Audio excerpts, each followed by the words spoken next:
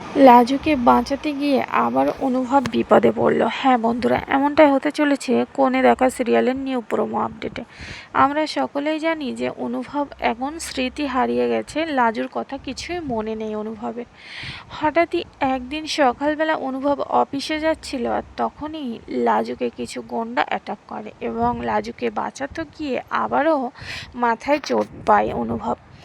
তখনই লাজু অনুভবকে নিয়ে বাড়িতে চলে আসে আর বলে, আমি একটা বিপদে পড়েছিলাম, এই জন্য উনি আমাকে বাঁচাতে গিয়ে আবারও চোট পেয়েছে, এমনটাই বলতে থাকে লাজু।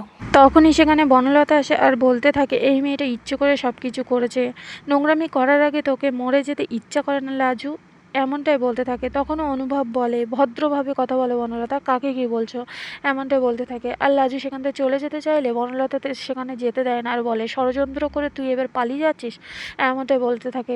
তখনই লাজু বলে, সবাইকে নিজের মতো ভেবো না, নিজের সংসারটা আগলাও, এমনটাই বলতে থাকে লাজু। হ্যাঁ বন্ধুরা, এমনটাই হতে চলেছে কোণে দেখা আলো সিরিয়ালের নিউ প্রোমো আপডেটে।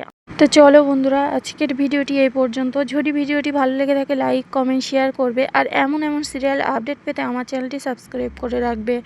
ধন্যবাদ সকলকে।